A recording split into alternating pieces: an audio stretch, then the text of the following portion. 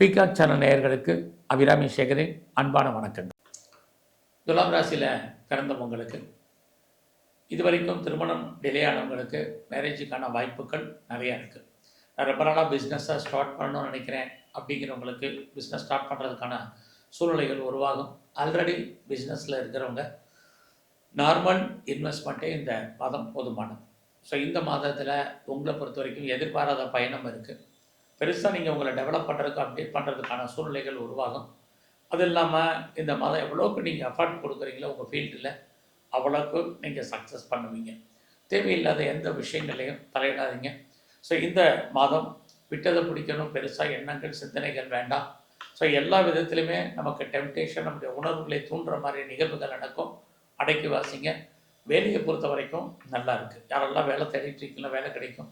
யாரெல்லாம் வேலையில் என்னெல்லாம் எதிர்பார்க்குறீங்களோ, குறிப்பாக நம்ம ஜாபில் இருந்தால் நம்ம எதிர்பார்க்குறது ஒரு ப்ரமோஷன், ஒரு இன்க்ரிமெண்ட்டு, ஒரு இன்சென்டிவ், போனஸ், ஹைக்கு. ஸோ இது அத்தனையுமே பாசிபிலிட்டிஸ் உங்களுக்கு இந்த மாதம் கிடைக்கிறதுக்கான வாய்ப்பு நிறையா இருக்குது. ஏதாவது லோன் அப்ளை பண்ணியிருந்தீங்கன்னா கிடைக்கும். இந்த மாதத்தில் உங்களை பொறுத்த வரைக்கும் உடல் ஆரோக்கியத்தில் மிக கவனம். ஏன்னா துளராசியில் பிறந்தவங்களுக்கு கோச்சாரத்தில் இந்த மாதம் உங்களுக்கு உடம்புல நோய் எதிர்ப்பு சக்தி ரொம்ப ரொம்ப குறைவு. ஸோ உங்களுடைய இம்யூனிட்டி பவர் அதிகப்படுத்துங்க. பிஸ்னஸில் இருக்கிற பீப்புளுக்கு ஹியூஜ் இன்வெஸ்ட்மெண்ட் வேண்டாம். பார்ட்னர்ஷிப்போடு யாரெல்லாம் பண்ணுறீங்களோ பார்ட்னர் லாபம் அடைவார். பார்ட்னருக்காக நீங்கள் உழைக்க வேண்டிய சூழ்நிலை இருக்குது. இந்த மாதத்தில் உங்களை பொறுத்த வரைக்கும் விநாயகரையும் சிவ பெருமானையும் நல்ல தரிசனம் பண்ணிட்டு வாங்க.